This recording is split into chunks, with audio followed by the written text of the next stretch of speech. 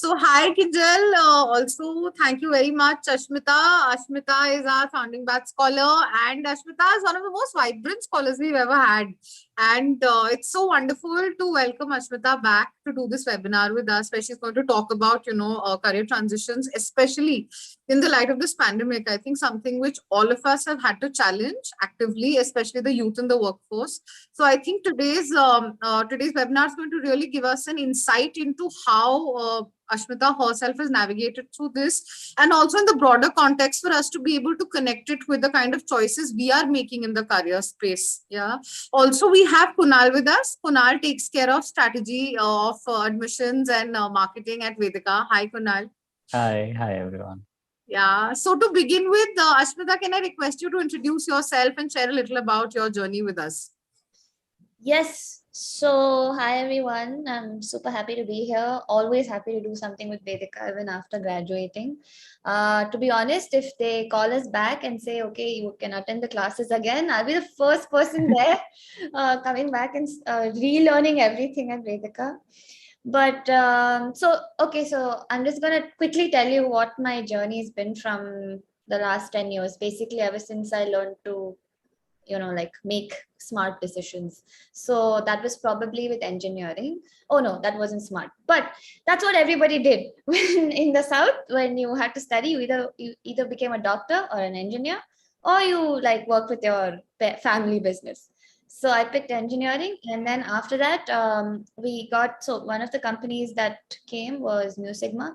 It was analytics company based out of Bangalore, and it looked like it had really cool people and they were doing really cool work, even though I had no clue about I knew what stats was, I knew what mean median mode was, but that's it, right? That's all you learn in engineering. But so from engineering, went to Bangalore, got in, worked there for 2 years as a data analyst, learned it on the job, as did everybody that joined Mu Sigma. It was uncertainty from day one. And then at some point realized, hey, this is not the place for me. I will explain why later on. And then decided, I don't know, I have to do something, but what do I do? Cannot shift now. I'm going to be 24, going to be 25. I don't want to start again from the bottom. I don't know what to study. So much confusion in life. And that's when I met a friend who actually went to Young India Fellowship. So he was a really good friend of mine. I don't know if you know about that program. It's a liberal arts program, part of Ashoka University. And I know what a life changer that was for him. And he said, hey, I'm working with someone called Anuradha Das Mathur, who you must meet, and who's going to now start a program called the Vedica Scholars Program, which I think will be perfect because it's a mix of management and liberal arts. So I was like, oh, but like, I don't know if I want to study that. I mean, why would I go for this? I may as well join like ISB or IIM, one of the names that everyone knows. Then he said, no, you just talk to her for an hour and then we'll see. So then I went and met Anuradha and had the most enlightening conversation. It was supposed to be an interview, but she was talking more than I was, okay? And I learned so much in just that one interview. So I said, okay, if I can learn so much in 1 hour with one person, just imagine the kind of people she's going to bring in for 18 months. The pros outweigh the cons at that point for me, because I had no clue what I wanted to do later on. And I realized that Vedika will be a space for me to figure that out. Because you see, if you've had a chance to go through the curriculum, it is so diverse and it is so vast. It's all touching base level. Yes, none of it goes very deep or anything, but you get a flavor of everything. And once you know what you like, then you go in deep. Then you figure out, you connect with the right people, you attend the right workshops, seminars, and then you find the job in that line. So for me, that was Vedika. And that's just the professional aspect of it. There was a huge chunk which personally for me added more value, because there was communicating effectively, which was the third track. And then there was personal growth, which was the fourth track. So before Vedika, I was this really like, oh, finished engineering, going to get a job, party in Bangalore, like just like every other college kid, right? I didn't care about the economy, society, inequality, gender is a problem, caste is a problem. What is that? I've never faced that. And especially if you're living in Coimbatore, it's a small town and we don't really talk about such things. I was lucky enough to go to a school that didn't that didn't make you feel different because of where you're from or what you've done for what your parents are doing. Okay. So I didn't know the next person was Muslim or Dalit or what. We didn't know. We went, we studied, we had fun, and we came back. I mean, studying was the problem, right? So, and then when I went into Vedica, I was like, oh my God, there is just so much more in the world around you. And I was in a bubble. I'll admit that I was in a nice, sweet little bubble, and it just like got pricked. And then there was so much more growth. There was so much conflict, and there was so much growth because of conflict. There were very different kinds of people because Vedica, has people from all over the country, and we were all. And at that point, it was still a residential only program because the first batch, that's how it was envisioned. So we all had to stay together. We hated each other, we loved each other, we cried with each other, we grew with each other, we did all sorts of things. Okay. And after that 18 months was when coming into the real world really felt like, okay, now I'm really living as a responsible human being, adding value, creating value, contributing in whatever way. So that was Vedica. And post that, I joined another company for 6 months, and as an assistant brand manager, that's the shift I wanted to make. So it helped as a data analyst and as a brand manager to just sort of work well. So I joined there, I worked there for 6 months, but it didn't work out for reasons I won't go into, and it's not necessary at this point. And then I got a chance to work with Interbrand. So Interbrand is a brand consulting firm, one of the top firms in the world. It was established ages ago, so they come with all of that expertise, and I got to work with clients like Hinduja, Tata, Tanya, Lions, and some of my clients were also outside of India. So that was a great experience for 4 years. And then a dear friend, COVID, hit, and everything went for a toss. Everything changed. I was living in Bombay, and if for those of you who know what Bombay is like, it's a great city. I love the city. I always want to move back there. I love the people. I love all the opportunities it has. But man, rents are sky high. Like half your salary goes into just paying rent, right? And so during COVID, you don't want to do that. And especially with everyone moving out, and I didn't want to live alone. So I came back to my hometown, which is Coimbatore. I moved in back with my mom at the age of 29, which I never thought I would do. And I was working from home. And then, once you're removed from something in like a physical space, and you have this time and energy to think, you're alone, and you have this time to think about, you can evaluate it well, right? You're not, if you're inside it, it's harder to think about it, but if you're removed from it, you're away from it, then you can look at it from an outside-in perspective. And for various reasons, I realized that I was pretty much done with Interbrand. Like it was time for me to move on. I will probably talk about why and how I figured that out, maybe based on the questions you have. But post that, I took a break for 2 months. I was like, hey, if not now, then when, right? I don't have any financial obligations or marital obligations for that matter. So if I can't, I better take this break now. So I took a 2-month break, and I realized I wanted to live here in Coimbatore. I didn't want to go back. I wanted to be with my mother. And so I met a couple of my friends from my engineering college. Now that is where that plays a big role, because those friends of mine started something 4 years ago. And so I was like, hey, do you want some help? And they're like, yeah, we'd love some help. And then I said, okay, cool. I'll help you guys for a bit. I have some knowledge on branding and stuff like that. So let me work with you for 3 months. And then 3 months became 4 months. And then 4 months became 6 months. And so I think in 3 days, it'll be 6 months complete. And I think I'm going to stay on for the long haul, working on multiple things with them. So that's the really short version of the last 10 years of my life. I'm happy to just go into questions directly, so which will be more helpful to you. Thanks so much, Ashmita, for sharing. I think it's so wonderful how you narrate and share. I think I saw Kunal also really being engrossed in what you were sharing. I definitely was enjoying what you had to share. Also, maybe before we move forward into the questions, Kunal, if you want to share something about, where the program's at right now, please feel free to introduce. Yeah, Ashmita. So you mentioned that 6 years ago, it's been 6 years since you've graduated, and it was a residential campus. Though our campus has shifted now into the Kutub institutional area, we're still a residential program. We do still have people living close to each other, hating and loving each other all the time. And it's still an 18 months program. One big aspect that we're introducing for our batch from this year is that where you had 3 weeks of Shadow Woman Leader module, we have 8 weeks of it now.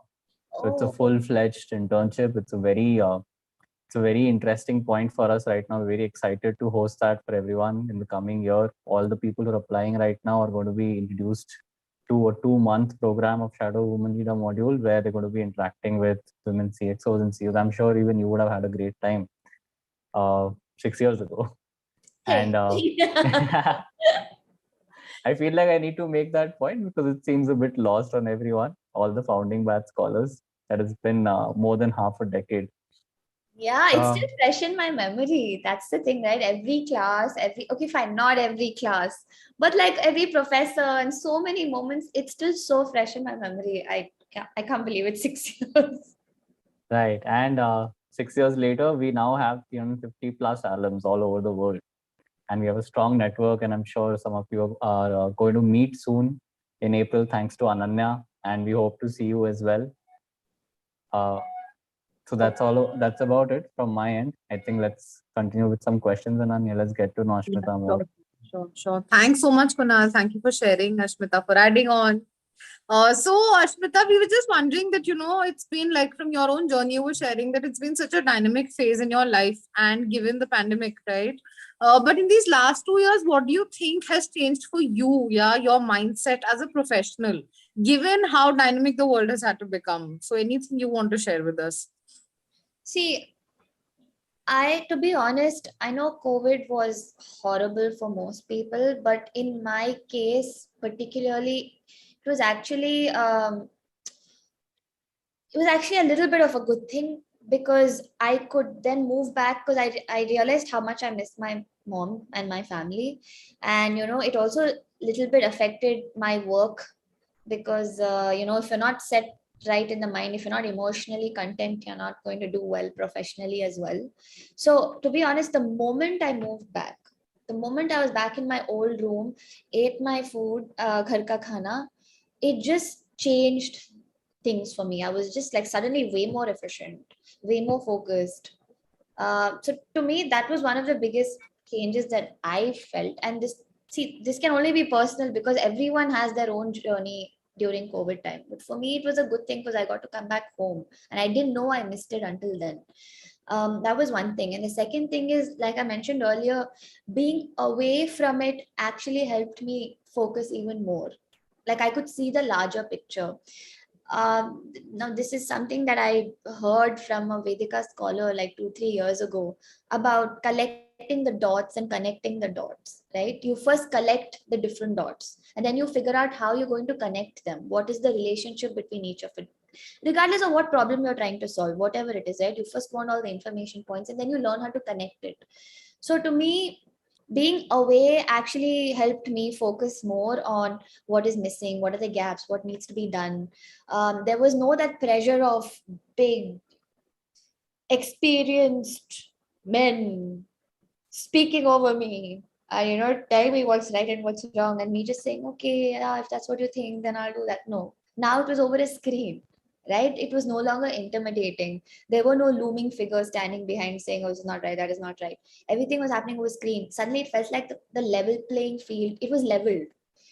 So hearing my voice, just saying what I'm thinking, actually, I actually sounded smart. And some of the things that they said really didn't make sense to me. Didn't sound as smart as it would have if we were in person.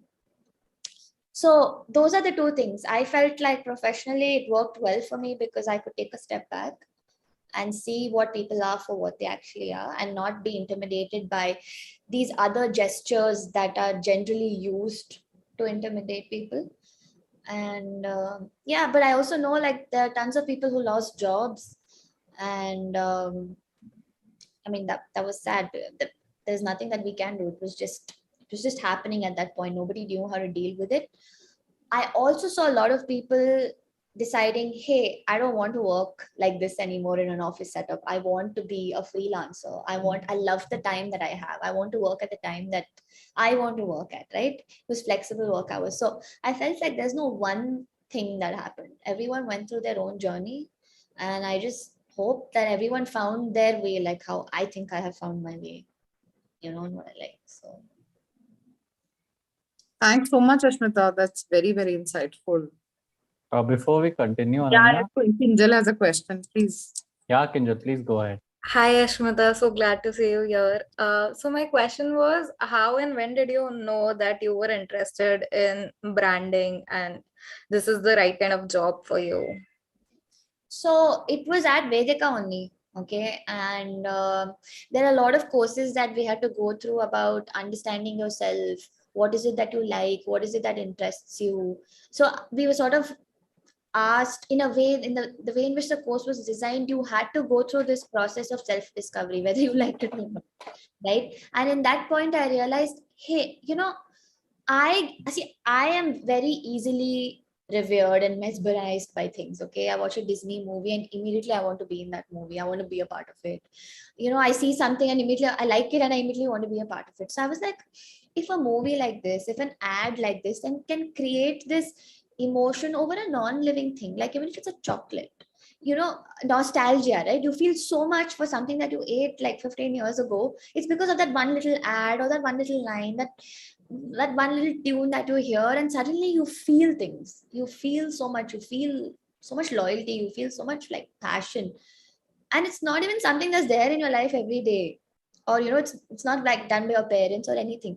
So I was like, if someone can make me feel like this, feel something so close and so like loving about something else that's not even mine, then that's what I want to do. I now want to be in that room that creates this sort of feeling for tens and thousands of people.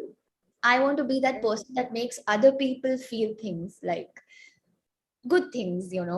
So that's when I was like, okay, what can that be? And that's essentially how I came to branding, because brand is what does that. Mhm. Brand is not just a name or a logo or a line or an ad or Right. just design. It's everything. It's that it is what I would say. Brand and business are very closely correlated. Your brand decisions inform your business decisions, and it's how your customers get in touch with you, right? It determines what every touch point should feel like, should sound like, visually, verbally. So each touch point that you have, whether it's a TV ad or it's a flyer, a poster, or the packaging on a product, whatever it is, it's what creates that little emotion in your customer. Right. So, and brand does that. And the person deciding what that brand should be sort of crafts that. And I wanted to be that person that does the crafting for brands that I love or whatever. Of course, you don't always get the brands that you love when you're in the job. You have to do other things as well. Yeah. But so that's when I decided I wanted to do brand management. And luckily, Vedica had a lot of opportunities there. I was able to join MapPro. I don't know if you've heard of it. They make jams. Yeah. Very famous in Maharashtra and up north and all. So I worked with them for 6 months and then moved on, and then got the mother load of branding, which was Interbrand. So I did that for 4 years. So these 6 months, I'm sorry to interrupt. These 6 months were during the journey you had in Vedica or post you completed your. It was after Vedica. It was the first job that I got after Vedica. Oh, okay. Interesting. So I joined as assistant brand manager and worked on some of the things there. Does that answer your question? Yeah, it does. It does. I actually also wanted to know, like, how did you map your steps? I get it that you took like a job with Map Pro and maybe post that. How did it go? Like, See, first of all, I had data analytics as a background, right, for 2 years. Mhm. So with data, what did we do? We essentially analyzed customers and their purchase patterns, buying patterns, what their life is like. How can we what is the basket size? The thing that they're buying, what is the value of that? How can we improve it? What are the two things we should sell for them to buy? So I already knew how to do the tech side of it, right? I knew how to work with the data that I got. That was that's one part of it. The other part of it is, so that's one dot that you collect. The other dot is, how do you use all of this and make a story out of it? How do you craft a strategy to make that customer come again, or make new customers come again? So for me, and with this feeling of mine, oh, I want to create that jingle, I want to tell you what the Nike swoosh means, I want to create the next big Apple, whatever, right? With that feeling. So this sort of helped. So for me, it was like, oh, okay, I already know how to work with data. Now I just need to find out how to draw customer insights. And then next I need to know how to make a brand out of that is sellable. So that's how it started. And then joining Interbrand really helped, because it's a consulting firm and that's purely what they do. They are into brand strategy, brand management, brand creation, and interestingly, brand valuation. So brand valuation is a part where they attach a monetary value to each brand. That's hard, because brand in itself is an intangible concept, right? If you think about it, it's not like you sell a product and you know what this bottle is worth. It's 800, 900, whatever. But how much is a brand worth? How do you define what a brand is? So they had this really nice methodology that that tells you how to measure a brand. So we would, every year, Interbrand would release best global brands, best Indian brands. Because they're a global company, they had best Japan brands and Korean brands and etc. So that was on the consulting side, where I worked with several brands, like maybe on 6-month projects, 1-year projects, or retainer projects, which lasted 3 years and whatever. So once I was done, I started to feel this itch, right? Okay, you create all of this, right? But you're not always there to see it through and through. Like, you create this lovely framework, and you can only tell the client so much. End of the day, it's their company, it's their brand. Right. Will do only to a certain extent, right? So then I was like, I just wish I could, see it through. So then I realized, okay, fine. Now from consulting, perhaps I have to move to in-house, client side. Go in-house, wherein you're part of the brand team, marketing team, and you can execute it. You can actually see it being done. You can touch and feel the designs that you've created, which is where I am today. I have moved now in-house. And a toddler thing, they make really cute baby clothes from 0 to 5 years, organic, sustainable. Is it really organic? Is it really sustainable? No, these are things that I'm there to see and figure out how to do it. But now I'm inside. I'm in the cool club. I can make the tough decisions. They consult me, and like, I say the final yes or no. So that's been the journey on the brand side. That sounds really interesting. If I'm understanding it correctly, consulting is about what you suggest people, that this is how you can improve your brand image and these are the things you should do.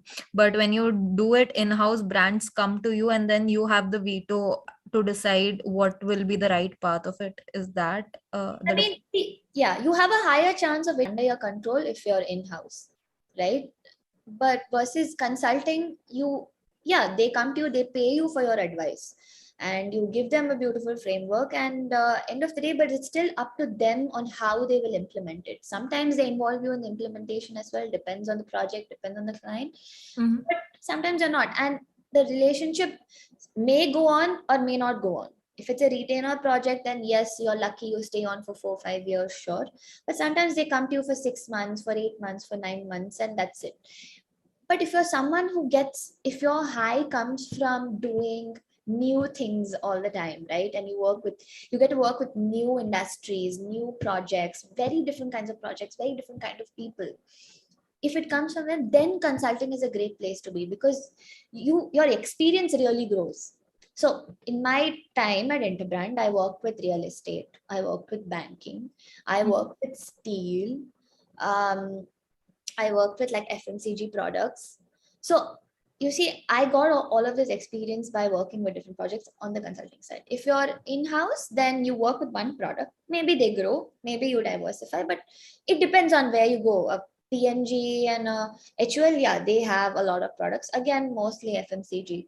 So it's about where your high comes from, what excites you. Mhm. That's it. Thank you. So, in case any of our other attendees have any questions, Kinjal, Aditi, Sana, please feel free to ask. Otherwise, of course, we have a couple of questions for Ashmita. It's the 7 o'clock time here. 7 to 8. I knew it. I had a feeling. But what's to do? No harm, no foul. Ananya, I think you can go on with your questions. Yeah. Okay, so what are the, according to you, Ashmita, what are the 3 or 5 qualities, women need to develop to be able to sustain themselves in the workforce? My first advice would be is don't get out of the workforce. But yes, we have family obligations. We have a lot of other things because of which some of us have to do it. So my advice would then be is to, when you join the workforce, don't think of yourself as little or inconsequential to the next person, regardless of what you know or don't know. I think confidence plays a big role, and I'm sure there's a lot of research around it, but I have experienced it. I have seen people, yes, women are um, more underconfident than men are. I'd face it even today, despite knowing this. So that is something that we have to just up for ourselves. Ask the questions for clarity. The more clarity you have, the more confidence you get. It's not like you shouldn't be stupidly confident, right? You be confident because you know what you're saying and you know what you're solving. So ask the questions to get that clarity. It's okay to ask questions, get the clarity, and then you can be confident of what you're saying because now you have all the information. Most often, I see people try to withhold information, so they seem smarter, and that's silly, but you should be aware of that and you ask the right questions to get there.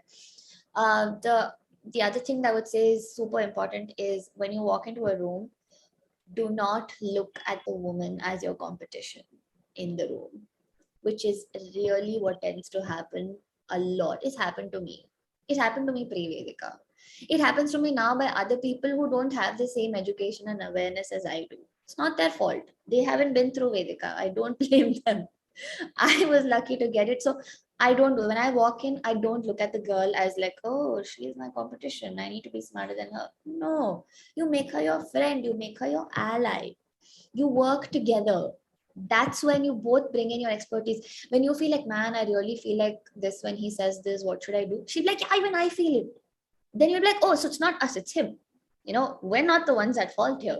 We're the norm. He's the one that's making the mistake, or she's the one that's making the mistake, whatever it is. So don't look at women as your competition. And actually, I have one more thing. So confidence is one, clarity is the other.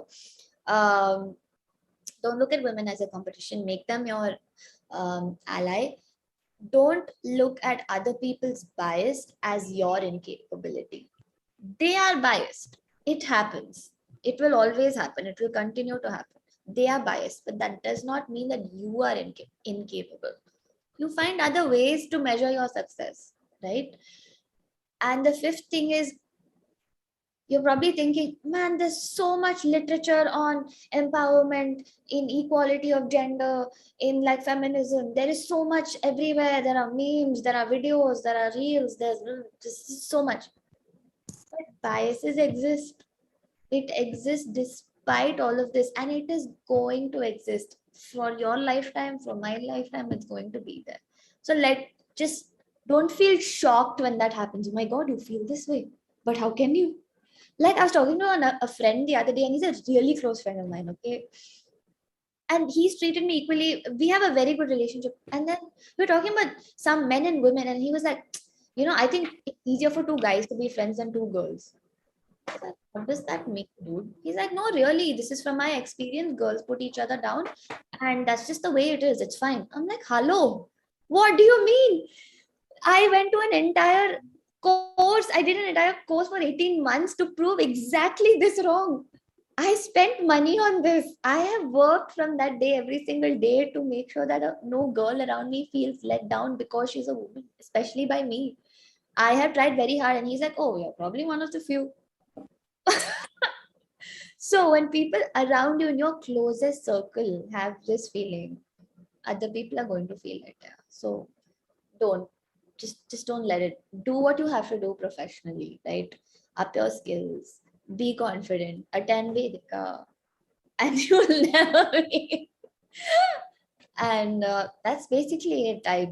I mean, this is only women centric. Otherwise, you have to do everything else to be professional, right? I mean, to do well in a professional environment, you have to do due diligence. You have to work hard, and you have to like be smart about it. But that, yeah, these are my limited points on the subject matter.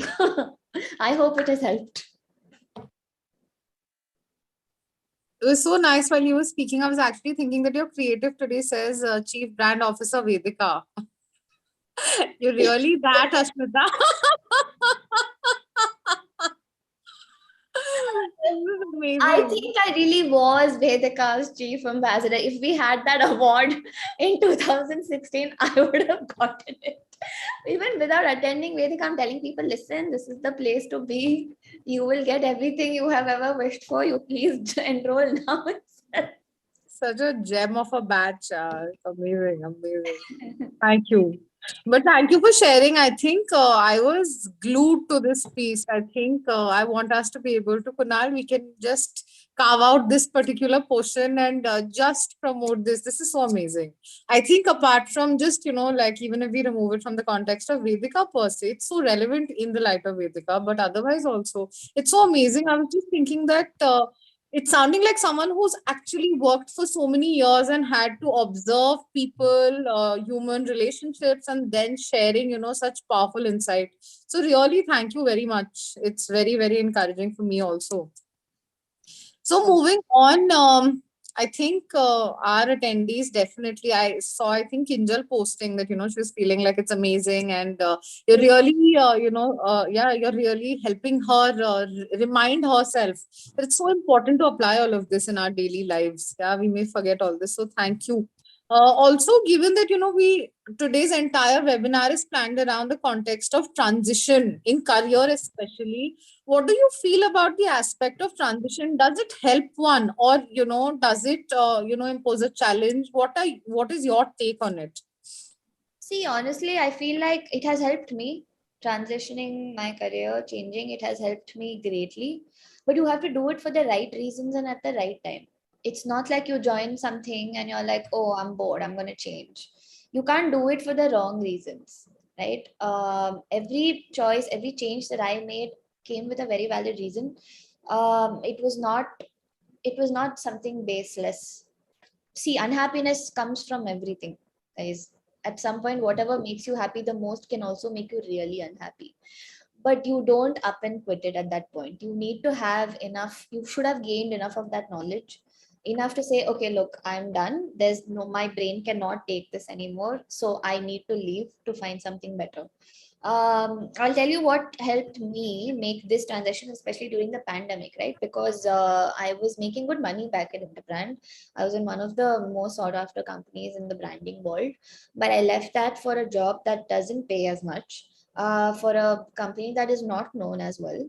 But I still made that change. I'll tell you three things helped me decide. So, three things that one people look for in a job generally. One is money.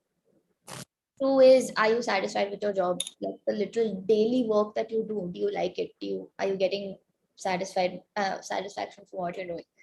And the third thing is, invariably you want to have fun at the place. So the people around you, right? Are they kind? Are they comforting? Are they bringing out the best in you? Do you love working with them? So that's really important. So in my first job, I had money. I mean, that was the money that everyone was making as a fresher. The brand was great. It was a very good brand. It was, and the job was fine. It was learning. I was learning new things, I guess. And the people were fine. I liked working with those people, but I wasn't as happy with the daily output that I was giving out. I was not very satisfied with the job that I was doing personally. So money was fine, people were fine, job not so much. Didn't know what to do, went to Vedica, figured everything out, went on to my next job. In that, money was great, job was great. People, see, as individuals, they were lovely people. Like, I enjoyed working with each and every one of them, but I felt like I was less creative, less intelligent somehow, less amiable, less adaptable. And I could tell there was a stark difference because at Vedika, people just bring out the best in you, man. I was like my most creative at that point.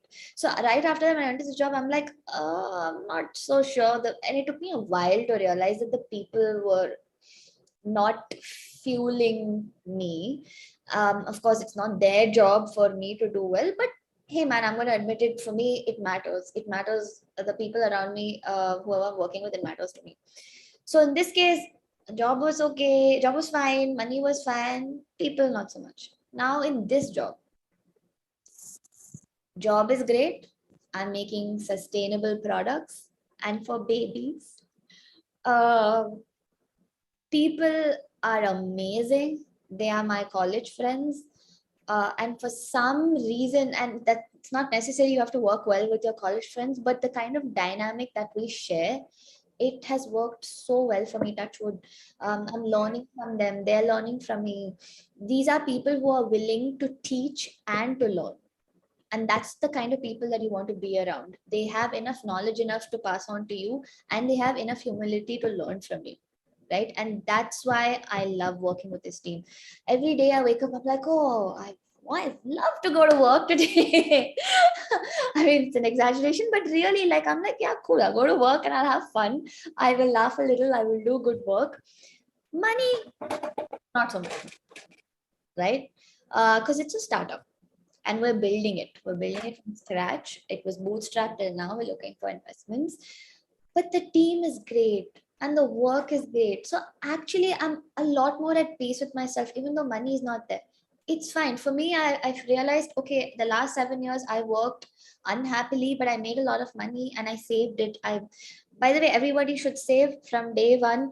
Open a savings account, put 20%, 30% of your money. I'm a big saver, and to do that, and which is why I was like, okay, look, I have all of this money now and I don't have financial obligations, I don't have marital obligations. So now is the right time for me to make this career shift despite it being pandemic, because if I don't do it now, I can't do it 5 years later. Okay.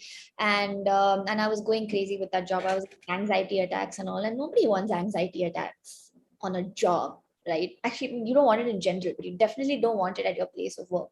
So I was like, okay, so then I evaluated this place may not give me more money because it was going through a rough time with COVID and everything, right? And marketing spends are what get cut down first when there is a problem like COVID. So, and I was like, are they hiring new people? No. Is the nature of my job going to change? No. So I was like, okay, what is there to gain anymore? I've spent 4 years. Good. So I want to move to a place where I'm more happy. So which is why I took that break for 2 months and I came here. So yes, there are three things, guys, and it's often that you may not find all three things. You may not always find money and job satisfaction and lovely people to work with. You have to decide which of this is the most important to you and go for that, assuming you've covered all your other bases and you can make this move. So take the risk. I mean, for me, I took the risk, it paid off. Everyone has their own journey, but decide maybe these things are not the three things that that are important to you. You decide what are these things that are important. You will have to compromise on one or the other. If you get all three, great. Write about it, blog about it, share post, I will heart it, and we can all celebrate it. But oftentimes it's not the case. And when that's not the case, decide what's most important to you. For me, it was working with the right people. It really made a big difference. So make that list and then make the transition. Ensure that the next transition is going to help you move up your career path. I mean, uncertainty is with us. You may not always know where you want to head later on. I didn't. I went from engineering to brand officer. It's very different things. But just so make this list and decide what's important and make that change. That's it. Great. Thanks so much, Ashmita. That's fantastic. I think it's so wonderful. I just enjoy listening to this entire webinar. Thank you very much for making time and really sharing. I think the best part is everything is right out of your life. And I think one can really feel that. And for even having the courage to open up and share, yeah, through your own journey. Thanks, really. Kunal, anything you want to share at this point before we move ahead with the next question? I think I'd like to take up a question that's been posted. I don't know if Ashmita can see it. Maybe I'll just spell it out for you. And I think there's most part that you've already answered before. It's something to do with branding. Okay.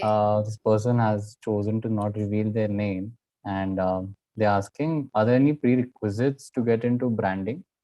And is it graphic design or analytics or something else? It would be great if you could share some insights. Okay, so every company is structured differently. Interbrand, I'll tell you, we had a strategy team and we had a design team. Okay, so it depends on where your interest is aligned. If you're interested in designing, graphic designing, great. Then you definitely have a foot in the door, right? So our team at Strat and Design, they were specifically hiring at that point for someone with some data analytical skills because they wanted to do brand valuation. Other than that, see, I would say, can I ask what your experience is or your qualification is? Is that okay? Yeah, you can just text it directly to me, whoever has put up the question, or if you're not, maybe you can just give a general answer, Ashmita. So I would say it depends, right? So if you're joining as a They're a fresh, fresher. Yeah, they're a fresher. okay, if you're joining as a fresher, then there is advertising and then there's branding. So you also want to first see where you're interested in first. There are companies like Interbrand, Lander and Fitch that do branding, and then there's Ogilvy, and the likes that do advertising. So you're managing an account regardless.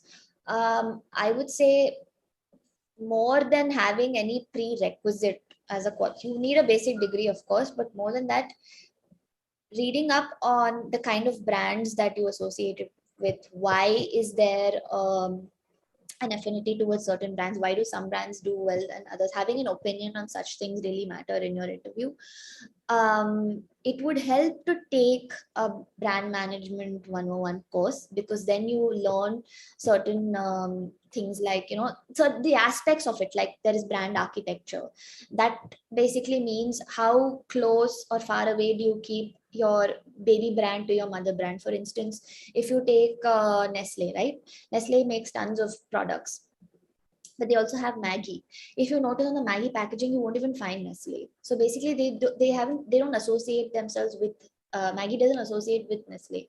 So how that's brand architecture. How and where do you place your sub brands in relationship with the mother brand? So this is one part of it.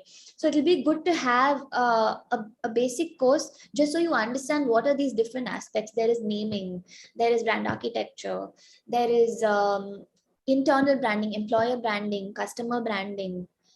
So if you have a basic knowledge on all of this, I think that will really help.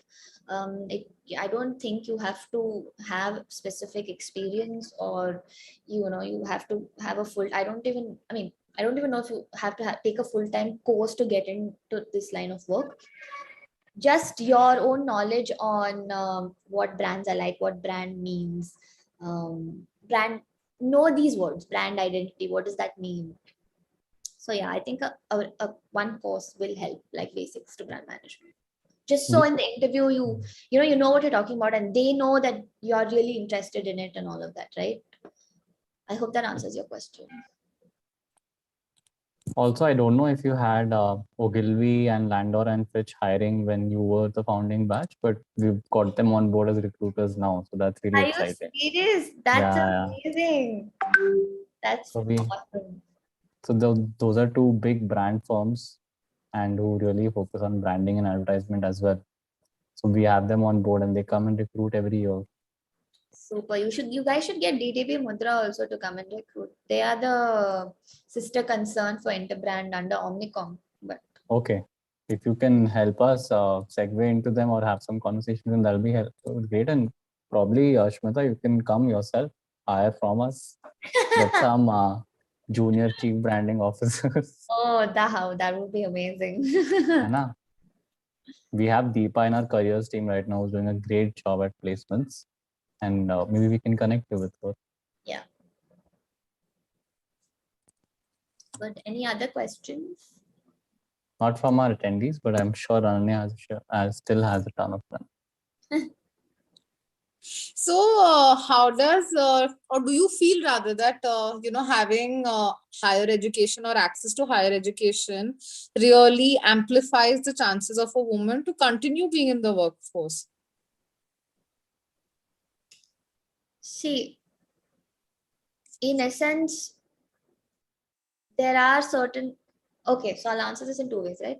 One is it depends on the kind of, answer is of course yes. The answer is always yes to higher education. But there are two ways to go about it, right? One is there is the brand factor where, oh, you're part of an ISB, you immediately have, like, you start off on a 20 lakh package, 50 lakh package, whatever, right? But then there is also how you want to approach it. For me personally, why I chose Vedica for higher education was because, see, I studied engineering for the sake of studying. I studied it because the world needs you to have a degree to somehow shortlist you in some way, right? To prove that you're worth it. But for me, Vedica was completely just about learning, right? I chose Vedica over, if it was ISB, I won't have even tried for higher education. I said, no, I'll just take my chances with the real world and, continue. But for me, Vedica was actually, I'm choosing to learn. It's not about marks. It's not about ranks. It's not about anything for me. It was a place where you could just learn whatever you wanted to learn, right? And you had to have an open mind for that kind of learning. So that's what I loved about it. It was not like someone telling me, oh, you have to get a degree, only then you'll get a job. Oh, you have to, your marks matter. You have to get 90%. It wasn't like that. It was like, oh, you want to learn about how the tax is. You want to learn about fair trade treaty. You want to learn about the political economy in India. You want to learn about how you calculate net present value. I was like, yeah, it had, for me, higher education is important because once you've been in the workforce and you go out, you know the things that you don't know. So then you go and study again so that you can fill in those gaps to study what you don't know, right? In the beginning, you don't know anything. And during your undergraduation, you don't know anything. So you just learn like how everybody else. But higher education actually adds value in a way because now it matters. Now it's purely for improving your skill set. It's for networking. I mean, that's the other thing. Most people go to B schools, right? You have this crazy network. Especially, I mean, for me at Vedica, apart from just my students, my fellow students, the kind of professors that came, the guest lecturers, even just interacting with the team at Vedica, right? You learn so much. You make so many connections and you are part of these wonderful groups that can help push you again forward. It's all about gaining that social capital as well, right? There's knowledge, there's social, and then there is, of course, yeah, in the end, it's nice to have that tag also. Oh yeah, I'm a postgraduate. This is what I studied. So yeah, for me, higher education is it was a blessing. I never thought I'll study after engineering, man. I was like, oh, finally done with this. No more exams. God, I don't want to do that. I want to make some money and have fun. But then when I started Vedica, I was like, wow, I didn't know this. Oh my God, I didn't know this. This is so interesting. I love knowing this. Oh, this is why they said this. I collected the dots, but I connected it at Vedica.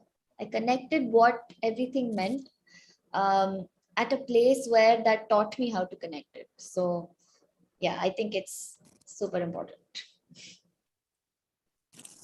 Thanks so much, Ashmita. So, Ashmita, given your journey, so from what I gather from today's conversation, is that, of course, the aspect of your own seeking spirit and your seeking mind, yeah, that you were able to explore the aspect of transition so beautifully.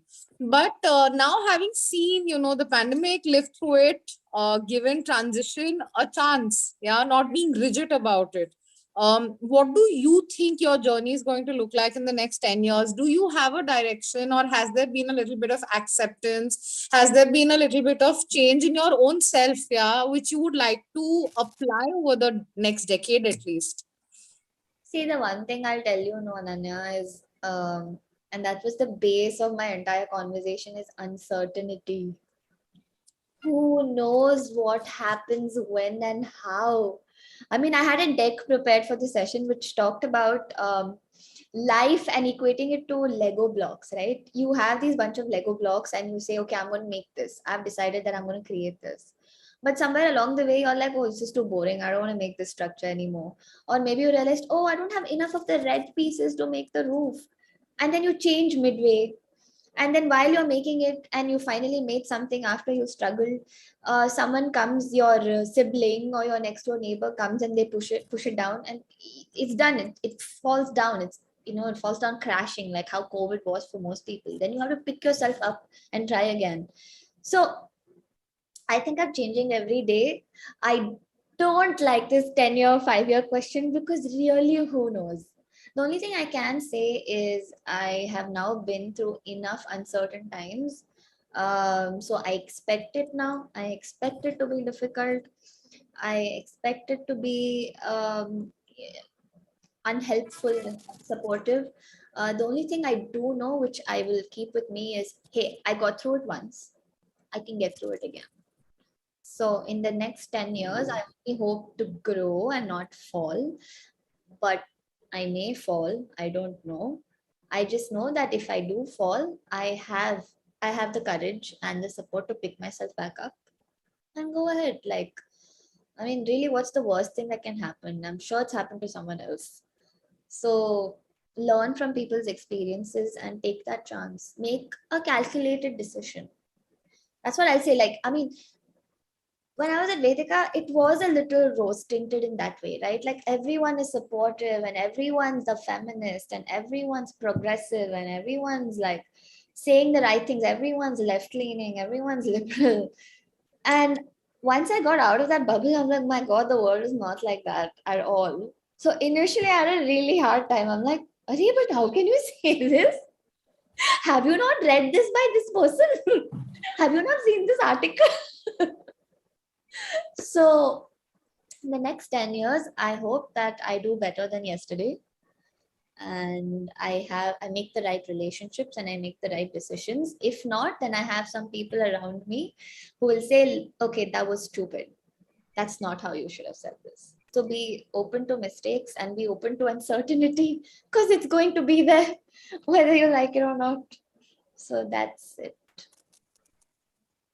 Thank you for that, Ashmita. Thank you so much. Thank you so much. It's really refreshing to hear, because I think I'm the youngest one here, and I'm also someone who was an engineer, but now I'm doing admissions and marketing at Vedica. So I guess I also come under the bracket of someone who's transitioned in his career. Exactly. And Before keep we close going. the call, sorry, Kunal, go ahead. No, it was just nice to hear you say what you said. So it just helps you to keep going, because I guess after you transition, it's just constant learning on the job, because you don't have a degree, you don't have you can only intend to keep learning. And if you stop doing that, then I think we can give ourselves a breather, but always go back to it. You're absolutely right. That's the sum of it, right? You just try and keep learning and moving forward, because it can't get any worse now. That's true. The better way to look at it is, okay, fine, I'm in this now. What do I do to get out of it? Yeah, you're right. Yes, sir. Yes, Ananya. No, I was just saying that there's someone who's asked, what's your fondest memory at Vedica? Do you want to share that so that we can end the call on that note? That would be interesting. My fondest memory. Man, 6 years ago. Answer. It's like there are so many. So many. Yeah. I think every alum has been saying that. Yeah. So I'll say this one thing, and I think other people will also say it. We were this very lively bunch of people who were unafraid to do things. Okay. Also, we we struggled with it at first. Not everyone got along very well with everyone or anything, but there were some things, no matter what, we would get together. So between classes, like when professors were late or we had like some 10-minute break, we would all like turn on really loud. So I don't, you guys are still not at Sakak, right? No. No. Now we're at the Clarion Hotel property. Oh, so when we studied, it was this big giant auditorium, and we would turn on music, and everyone would just like dance like crazy. There'll be singing, there'll be like hugging, and there'll be so many things, and there'll be like stand-up comedy happening, and there will be times when the hostel people just break into unsynchronized dance and karaoke and like whatever antakshari and stuff. So that's some of, I mean, those memories I really enjoy. Like this one time there was this professor, he would use his hands a lot while teaching. Okay, so he would like do this and that, and he was an animated character. So at the end of his class, we actually combined all those moves that he would do in class, and then we made a choreographed dance about it. And then Did you make it, Ashmita?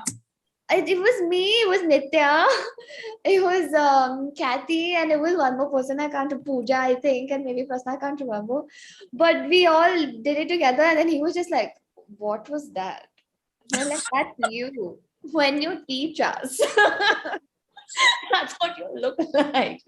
And there was Stacy who came from like outside to teach us something, and then we performed a dance for her. I think Shalini did it, and I had some really great times as a group. Personal moments, there were too many. Okay, there were too many. But as a group, we did all of these fun things together. So we went, and we would travel together for like 9 girls. Oh yeah, we started something also, dude. It was called the Ladies Coach. It was a thing where we would put recommendations of where we traveled, like good safe places to stay, how to travel, what to do. So we went to Rishikesh, we went to Manali, and these guys went to beach, went paragliding and all. So I really love those group things that we would create together. That was nice. So, it's so surprising. You were telling Deepika today that she should be a part of this webinar. And just while we're closing, I just want to bring her in because, like, just a memory of, the interview we did with her. So, she mentioned the exact same thing in her favorite fondest memory about Vedica. She exactly spoke about how all of you, came together in between classes. And it was so exciting for all of you just to have that filler time to do things like this. I think it's so amazing that the entire batch, largely like whoever you speak to has the same vibe. Really, really so amazing. We should just do more sessions with y'all and maybe have a couple of you do a panel session with us. Yeah, that would be lovely because together we have a lot more to add. Yeah. Firework. But thanks so much, Ashmita, for making time. And this is short notice, but you still, came. Thank you very, very much. We really look forward to learning a little more about your play and understanding. Oh yeah, I have to still get you that poster. I'm very excited. So Kunal, I won't be able to attend the homecoming unfortunately because I'm performing in a play on that day. Oh, are we live streaming it on the homecoming? No. Please, I will send you a link of it Please do. once Please it's do. done. So that's one thing. Like if there's not Lindy Hop, I have to do some extracurricular activity, and I found theater in Coimbatore. It's pretty exciting actually. So yeah, that's one thing. I'll Is send it you in the vernacular? it's in English, but Okay. so it's a Brit play that's been Oh. adapted to Kerala because want to make it local, but it's in Okay. English only. It's a comedy play. Oh, that'll be fun. Definitely love to watch that. Yeah, I'll send you the link. I'll send you the poster, Ananya. Have a really good homecoming. Please talk about me. I'm so certain that's going to happen. But we're going to make some of the sessions available. So even if not, I think Sundays when you have your play. Yeah. Yes. So I think maybe on Saturday, some of the sessions are available via broadcast. Please do join. Yeah. I'm sure you'll be busy prepping for your play, but maybe one session for an hour or something you could. Done. Yeah. Yes, I will. Awesome. Thank you so much, Ashmita. Thanks, Kunal.